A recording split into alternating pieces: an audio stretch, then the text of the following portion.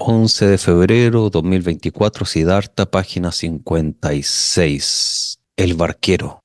Junto a este río deseo quedarme, pensó Siddhartha. Es el mismo por el que un amable barquero me condujo al camino de los humanos, de los niños. Me dirigiré a su vivienda. Desde su choza me encaminó entonces hacia una nueva vida, que ahora ya está vieja y muerta. Que mi nuevo camino también empiece desde allí. Observaba la corriente con cariño, su verde, blancos, ambarinos, celestes, cuando amaba aquella corriente. Cuántas cosas le agradecía. Desde el interior de su corazón escuchaba la voz que despertaba de nuevo y le decía: ama a este río, quédate con él, aprende de él. Oh, sí, Siddhartha quería aprender del río, deseaba escucharlo. Le parecía que el que comprendiera esta corriente, sus secretos, también entendería muchas otras cosas, muchos secretos, todos los misterios. Paréntesis, ¿qué río es el que está observando Siddhartha? Porque la forma de meditación, lo que están hablando aquí, es una forma de meditar en la fuerza de un río que conozco y me hace eco de forma muy directa. Esta es la forma en que se medita sobre el Ganges, por ejemplo. Los yogis que viven a la orilla del Ganges meditan en el Ganges de esta forma. Entendemos que Siddhartha está en India, lo que nosotros conocemos hoy en día como India.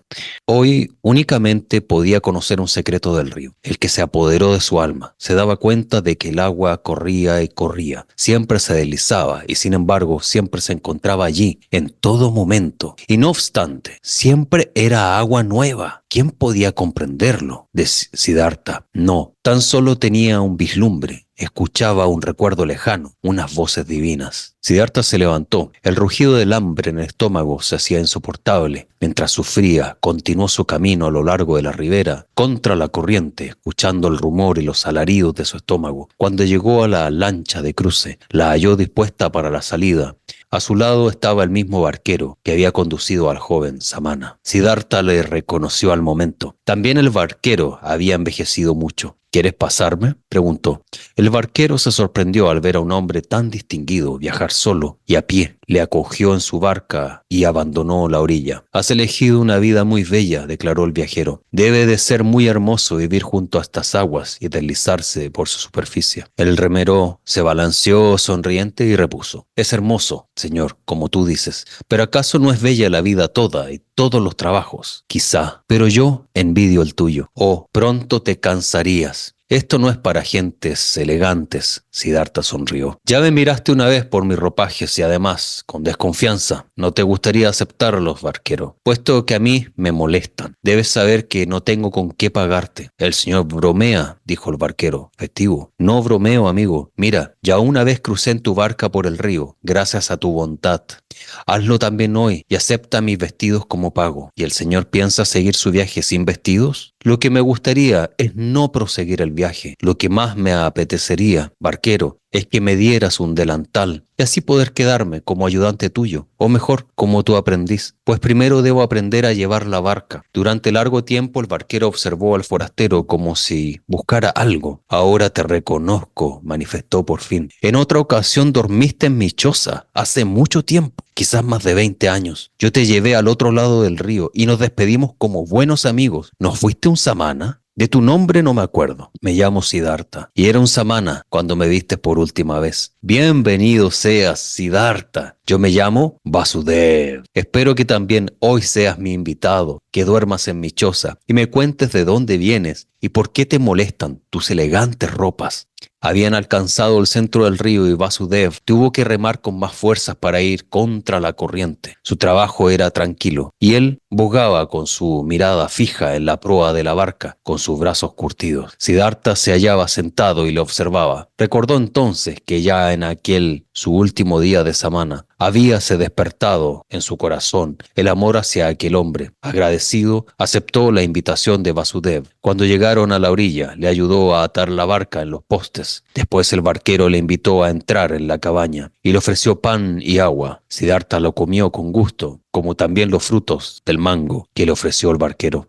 Ya cerca del atardecer se sentaron los dos en un tronco de la orilla y Siddhartha contó al barquero su origen y su vida, tal y como la había visto hoy en aquella hora de desesperación. El relato duró hasta las altas horas de la noche. Vasudeva escuchó con suma atención, lo comprendió todo: el origen, la niñez, el aprendizaje, la búsqueda, la alegría y la miseria. Entre las muchas virtudes del barquero, destacaba la de saber escuchar como pocas personas, sin decir palabras. Siddhartha notó que Vasudev asimilaba todas sus explicaciones, sosegado, abierto, esperando sin perder una sola palabra, sin impaciencias, sin críticas ni elogios. Únicamente escuchaba. Qué bella frase. Wow, qué párrafo. Siddhartha sintió la felicidad de confesarse a tal oyente, de hundir en su corazón su propia vida, la propia búsqueda, el propio sufrimiento. Al finalizar el relato, sin embargo, cuando habló del árbol junto al río y de su profundo desfallecimiento, del sagrado Om y de cómo después del sueño se había sentido mucho mejor, el barquero escuchó con doble atención, totalmente entregado, con los ojos cerrados. No obstante, Siddhartha enmudeció. Transcurrió un largo silencio hasta que Vasudev empezó a decir: es lo que yo me imaginaba. El río te ha hablado. También es amigo tuyo. También él te habla. Esa es una buena señal, muy buena. Quédate conmigo, Siddhartha, amigo. Tenía una esposa, su cama junto a la mía.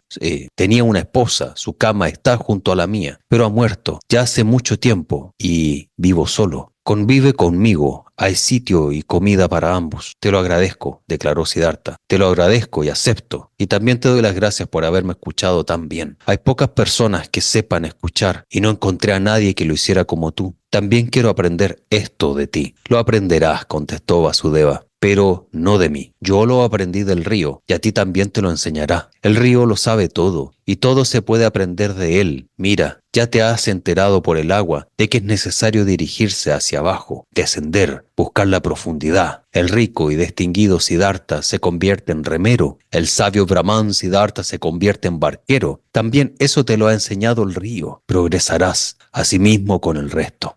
Después de una larga pausa preguntó Siddhartha: ¿qué resto? Vasudev: se ha hecho tarde, contestó. Vayamos a dormir. No te puedo decir yo el resto, amigo. Ya lo sabrás. Quizá ya lo has estudiado. Mira, yo no soy un sabio y no sé hablar y tampoco pensar. Solo sé escuchar y ser piadoso. No he aprendido otra cosa. Si lo supiera decir y enseñar, quizá fuera un sabio. Así, sin embargo, solo soy un barquero y mi deber es cruzar a la gente por este río. He cruzado a muchos, a miles, y para todos ellos mi río solo ha sido un obstáculo en sus itinerarios. Viajaban por dinero y negocios, iban a bodas y romerías. El río se interponía en su camino y el barquero estaba allí para pasarlos rápidamente sobre ese obstáculo. Pero para algunos, entre miles, para muy pocos, el río dejaba de ser un obstáculo. Ellos han oído su voz, la han escuchado. El río se ha convertido para ellos en algo sagrado, igual que para mí. Y ahora vámonos a descansar, Siddhartha. Siddhartha se quedó con el barquero y aprendió a manejar la barca. Y si no tenía trabajo con la barca, ayudaba a Vasudeva en el campo de arroz. Recogía la madera, cosechaba los frutos del bananero. Aprendió a construir un remo y a reparar la embarcación y a trenzar cestos. Estaba alegre por todo lo que aprendía y los días y los meses pasaban con rapidez. Pero más de lo que podía enseñarle Vasudeva, le instruía el río. De él aprendía continuamente. Sobre todo le enseñó a escuchar, a atender con el corazón tranquilo, con el alma serena y abierta, sin pasión, sin deseo, sin juicio ni opinión. Le gustaba vivir al lado de Vasudev y a veces cambiaba unas palabras, pocas pero bien pensadas. Vasudev no era amigo de palabras. Pocas veces lograba hacerle hablar. ¿También has aprendido tú?, le preguntó una vez. ¿Has aprendido del río el secreto de que no existe el tiempo? El rostro de Vasudev se iluminó con una radiante sonrisa. Sí, Siddhartha, contestó. ¿Quieres decir esto? ¿Que el río está en todas partes a la vez? Es su fuente y en la desembocadura, en la cascada y en la balsa, en la catarata, en el mar, en la montaña y en todas partes a la vez. ¿Y qué? Para él solo existe el presente y desconoce la sombra del futuro. Eso es, repuso Siddhartha. Y cuando lo conocí, descubrí mi vida, que también era un niño, y el niño Siddhartha, el hombre Siddhartha, el viejo Siddhartha, solo estaban separados por sombras, por nada real, y tampoco los nacimientos anteriores de Siddhartha eran pasado, ni su muerte y su renacimiento al Brahman han sido futuro, Nada fue ni será. Todo es, todo tiene esencia y presente. Esta es la comprensión del Brahman. Esto es Brahman. Esto es exactamente lo que nosotros debemos realizar. Brahman es un aspecto, es un perfil de Krishna, de Dios. El Brahman, entonces, es la existencia absoluta. Es el absoluto y el nada al mismo tiempo. Es adentro, hacia afuera, es blanco y es negro, es día y es noche, es sol y es luna, es vida, es muerte, es sabiduría, es ignorancia, es absoluto y supremo a todo, supremo a sí mismo. El Brahman es eternidad. Esta es la conciencia que debemos cultivar. Siddhartha hablaba encantado. La inspiración le había producido una profunda felicidad. Mas no era tiempo todo el sufrimiento, no era todo el temor y tortura. El tiempo no se superaba y alejaba todo lo difícil y hostil en el mundo. Si se superaba el tiempo, si se lo anulaba, había hablado gozoso, pero Vasudev le sonrió con el rostro iluminado e hizo un gesto de afirmación. En silencio pasó su mano por el hombro de Siddhartha y regresó a su trabajo. Y otra vez, cuando en la estación de las lluvias el río crecía y el rugido aumentaba poderoso, manifestó Siddhartha: ¿verdad, amigo, que el río tiene muchísimas voces? No posee la voz de un rey y de un guerrero, la de un toro y la de un pájaro nocturno, la de una pantera y la de un hombre que suspira, y otras voces más. Así es, declaró Vasudev. Todas las voces de la creación están en el río. ¿Y puedes descifrar lo que dicen?, continuó Siddhartha, cuando oyes sus 10.000 tonos a la vez. El rostro de Vasudev sonreía feliz. Se inclinó hacia Siddhartha y le dijo al oído lo que el sagrado Om le había comunicado, lo mismo que antes había dicho a Siddhartha. La sonrisa de Siddhartha se parecía cada vez más a la del barquero.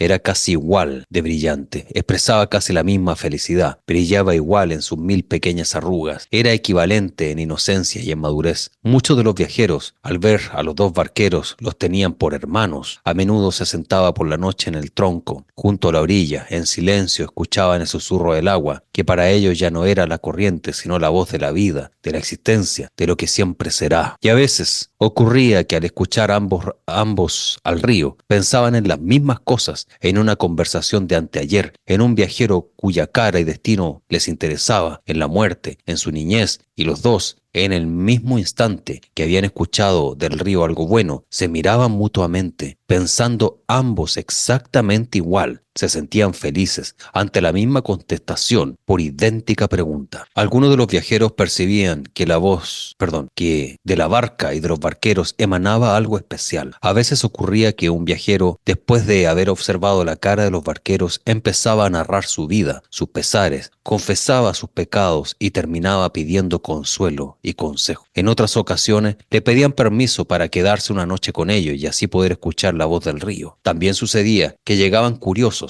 a los que le habían contado que en ese lugar vivían dos sabios o magos o santos. Los curiosos preguntaban entonces, pero no recibían ninguna contestación y tampoco encontraban que fueran magos ni sabios. Y solo hallaban a dos ancianos amables que parecían mudos, extraños y seniles. Los curiosos se reían y comentaban entre sí la buena fe y la necedad de la plebe, que propagaba rumores sin fundamento. Los años pasaban y nadie se entretenía en contarlos. Un día llegaron unos monjes, discípulos de Gotama, del Buda, y pidieron que les cruzaran a la otra orilla del río. Los barqueros se enteraron por ellos que les había llegado la noticia de que el majestuoso estaba enfermo de gravedad y pronto moriría, su última muerte humana, para entrar en la redención. En este momento, cuando se explica que el Buda, Sakyamuni, el Buda Siddhartha, Gotama, aquí en el texto le llaman Gotama, muere. Cuando los budistas mueren, ellos entran en el nirvana. Entonces, en el camino budista hay una forma de aceptar un futuro tras la muerte de este cuerpo físico, que se llama bodhisattva. Algunos budistas no quieren ya entrar en nirvana, desaparecer, pero quieren tener un cuerpo, digamos, trascendental, en el cual ellos pueden seguir emanando sabiduría y ayudar a los seres encarnados a encontrar el camino. Eso es lo que muchos budistas budistas hacen y muchos budistas creen que es su futuro, transformarse en un bodhisattva. En cierta forma, los lamas serían una especie de bodhisattvas encarnados. O es la idea que hay detrás, por ejemplo, del Dalai Lama. Eso es lo que se cree. No estoy afirmando que sea esto verdad, pero eso es lo que se cree en la filosofía budista. Ellos se encarnan y cuando dejan el cuerpo, ellos dejan instrucciones exactas donde ellos van a renacer. Y luego, a través de sus rituales, de sus ceremonias, ellos pueden confirmar el lugar-espacio, según también las instrucciones del lama antes de dejar el cuerpo o de algún maestro budista, y luego los van a buscar. De hecho, si la historia es verdad, que yo a esta altura dudo de casi todo, se dice que el Dalai Lama, Tenzin Gyatso, cuando era niño, tenía 3 años de edad, y vinieron unos lamas a buscarlo. Él vivía obviamente en la comunidad tibetana, pero obviamente habían cientos o miles de niños, pero a este niño lo vinieron a buscar específicamente porque este niño en su vida anterior había sido el maestro y había dado instrucciones claras de dónde iban a hacer, cómo y cuándo. Entonces, cuando llega el momento y cumple 3 años, los monjes estaban en la puerta de su casa. Y según la historia dice, si es que la historia es verdad, esto es historia oficial, en todo caso el Dalai Lama, dice que tocan la puerta y cuando los padres abren la puerta, se encuentran con 2 monjes budistas en la puerta. Y estos monjes budistas le dicen, estamos en busca de un niño. ¿Sí? ¿Y para qué necesita? Que tenemos la sospecha de que es nuestro lama tanto, no recuerdo el nombre anterior, que ha reencarnado como su hijo. Y llaman a Tenzin Gyatso. Cuando Tenzin Gyatso viene a la puerta para ver a los monjes y le dice, oh, has venido. Y a los monjes les llama por su nombre. O sea, los conocía. Lo que dio, obviamente, bases para que pensaran que era realmente la reencarnación del lama. Entonces hay otros monjes que no tienen esa idea de transformarse en bodhisattva o reencarnar para entregar sabiduría y entran en el nirvana, ¿verdad? Entendiendo bien que el nirvana es desaparecer, literalmente es desaparecer. El nirvana es opuesto a la liberación, al mukti, de Brahman, en Brahman, que es fusionarse en la energía lumínica de Dios, fusionarse en su aura, digamos. No es eso. El Brahman es el todo, pero Nirvana es la ausencia de todo. Digamos, es lo opuesto al Brahman. Entonces los yogis, los muchos líneas, los impersonalistas como llaman, Shankar Mat, ellos buscan fusionarse en el todo y comprenden que ellos piensan, la idea filosófica de ellos es que todos los dioses, contando a Krishna, Vishnu, Shiva, etcétera, y las diosas, todas son manifestaciones del Brahman. ¿Sí? Mientras que los budistas piensan que todas esas energías que nosotros llamamos dioses existen, pero existe una plataforma superior que es el cese de toda creación y de todo movimiento. Es el cese absoluto de absolutamente todo. Es como morir a nivel eterno.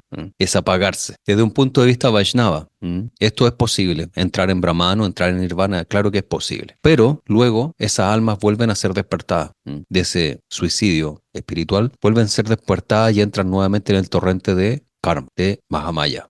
Entonces, bueno, eso es lo que estás hablando aquí. Los barqueros se enteraron por ellos que les había llegado la noticia de que el majestuoso, el Buda Sakyamuni, estaba enfermo, Gautama, de gravedad y pronto moriría su última muerte humana para entrar en la redención. No pasó mucho tiempo y luego un nuevo grupo de monjes hasta la barca. Y llegó un nuevo grupo de monjes hasta la barca y otro. Y monjes y viajeros no hablaban de otra cosa sino de Gautama y su próxima muerte. De todas partes llegaba la gente atraída como por un arte de magia para presenciar la muerte del gran Buda, como si se tratara de ir a una campaña o una coronación de un rey. Todos dirigían sus pasos hacia el lugar en donde debería suceder algo prodigioso, donde el más perfecto de ese tiempo debía entrar en la gloria. Actualmente esto también esto no es correcto porque no entra en ninguna gloria, desaparece. No hay gloria, no hay nada. Eso es nirvana. No hay gloria, hay un cese de todo. Durante esos días, Siddhartha pensaba frecuentemente en el moribundo, en el gran profesor cuya voz había avisado a los pueblos, había despertado a millares de gente. En ese tono que también escuchó Siddhartha, igual que contempló su sagrado rostro. Pensaba en él como en un viejo amigo. Veía el camino de perfección ante sus ojos y sonriendo recordaba las palabras de que de joven había dirigido al majestuoso. Ahora le parecían términos orgullosos e impertinentes. Los recordaba sonriente. Hacía ya mucho que no se sentía separado de Gautama. cuya doctrina no había querido aceptar. No, el que realmente quiere encontrar y por ello busca, no puede aceptar ninguna doctrina, pero el que ha encontrado ya no puede aceptar cualquier doctrina, cualquier camino u objetivo. A este ya no le separa nada de los miles restantes que viven en lo eterno y respiran lo divino. Uno de esos días, cuando tantos peregrinaban hacia el Buda moribundo, también lo hizo Kamala, que en otros tiempos fue la más bella cortesana. Hacía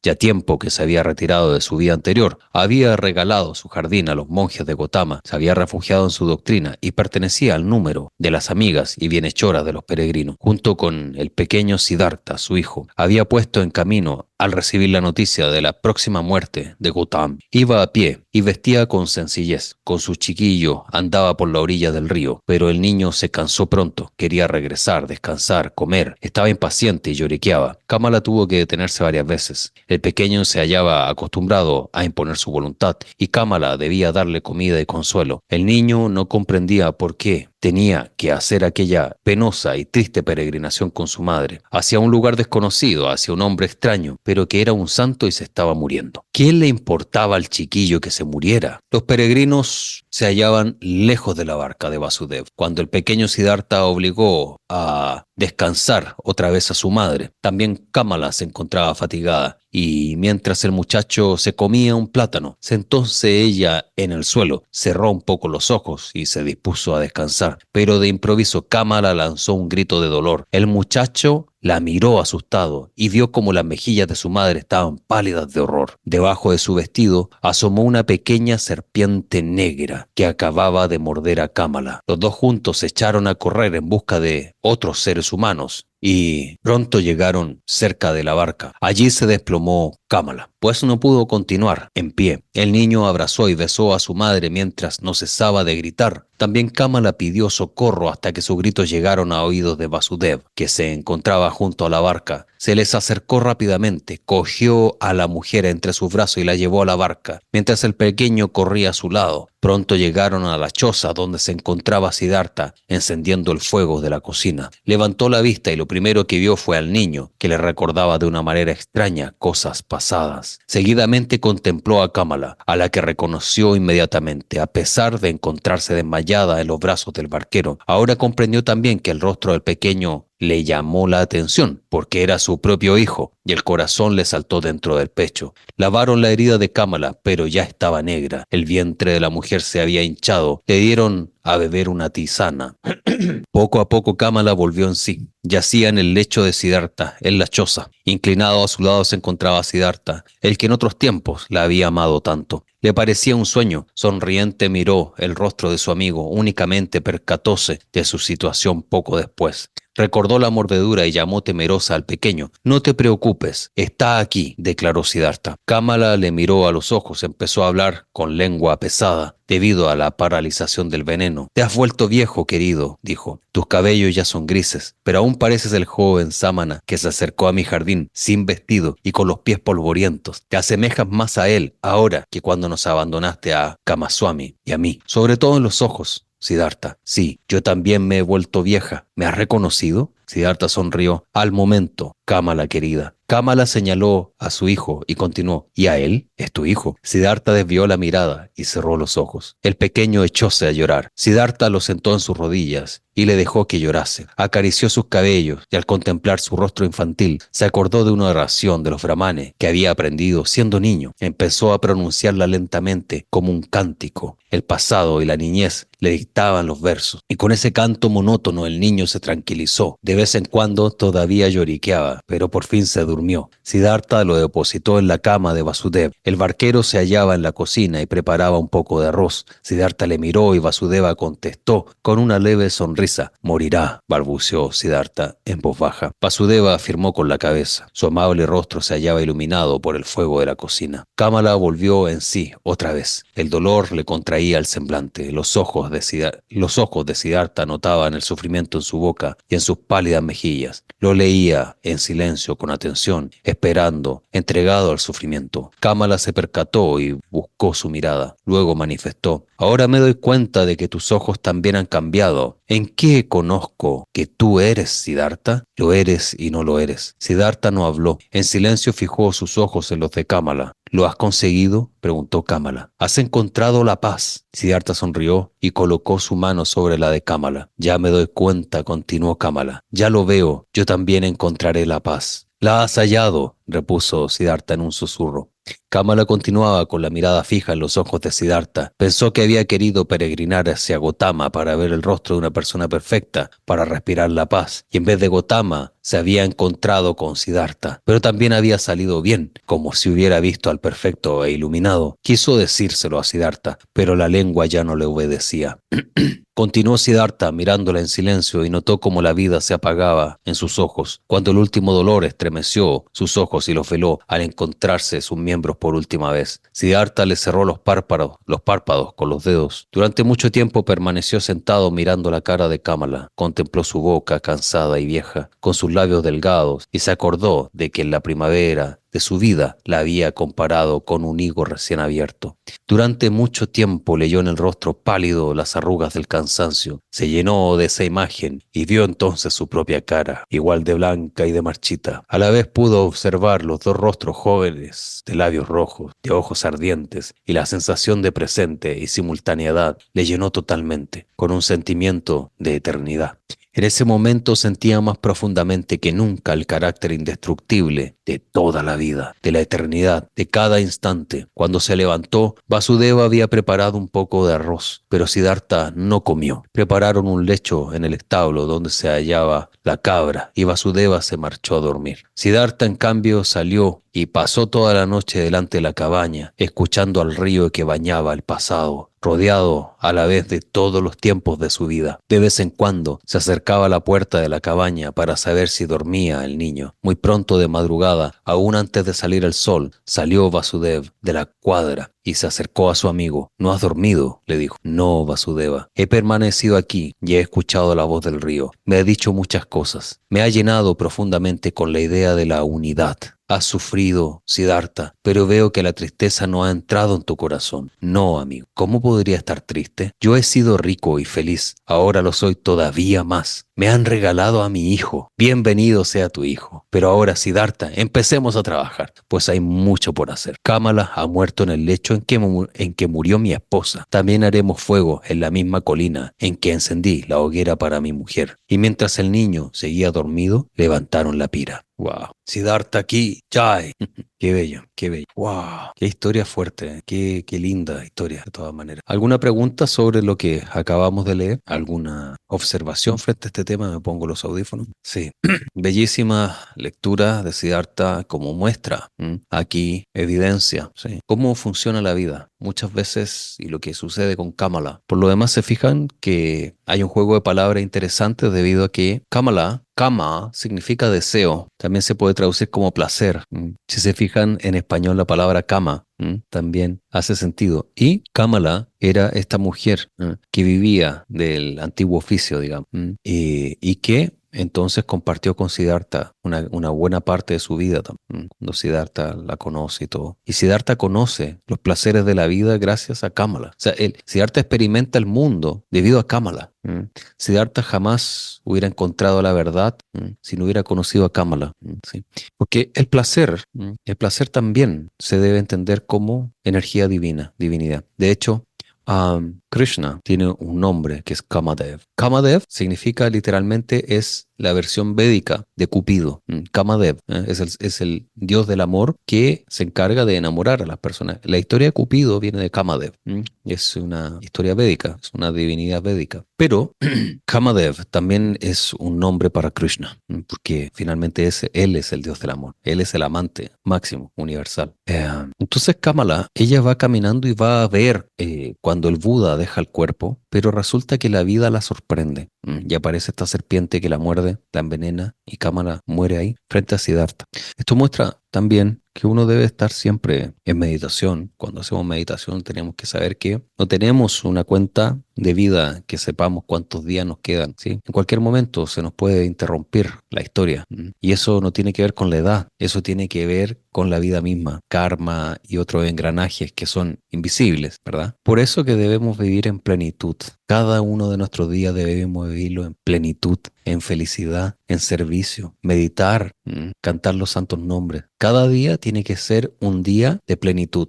No puede pasar un día que lo vivamos sin felicidad. Obviamente la felicidad y la base, la fuente, el origen de la felicidad es Krishna. Nosotros debemos meditar 24/7. Cuando estamos despiertos, meditamos en Krishna y cuando dormimos, soñamos con Krishna. Esa sería la meta, esa sería la perfección. Eso sería alcanzar el siddhi del bhakti, el poder del bhakti, la perfección en el bhakti. Bellísima lectura. Vamos a continuar con las últimas páginas en la próxima sesión y entonces estaríamos iniciando, déjenme mirar, la próxima sesión sería el sábado 18 de febrero y el día 25 de febrero, en 18 de febrero termina Siddhartha, voy a anotarlo acá, y el 25 de febrero, entonces aquí, sí, y el 25 de febrero estaríamos iniciando el libro de Enoch.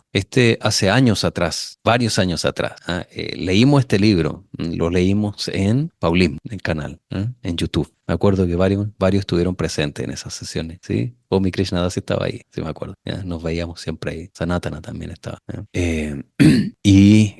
Fue interesante lectura, pero ahora con todo el conocimiento que está, entonces la comprensión de ese texto va a ser también diferente, va a ser mucho más profundo. Vamos a entender más cosas, entonces va a ser obviamente una lectura muy nectaria. Bueno, lo vamos a dejar hasta acá entonces. Espero que hayan disfrutado, que hayan meditado con esta sesión, que estén muy bien, que tengan un excelente término de semana, un bendito lunes para todos y una feliz semana llena de abundancia, llena de sabiduría, llena de éxtasis espiritual, de profunda conexión, samadhi.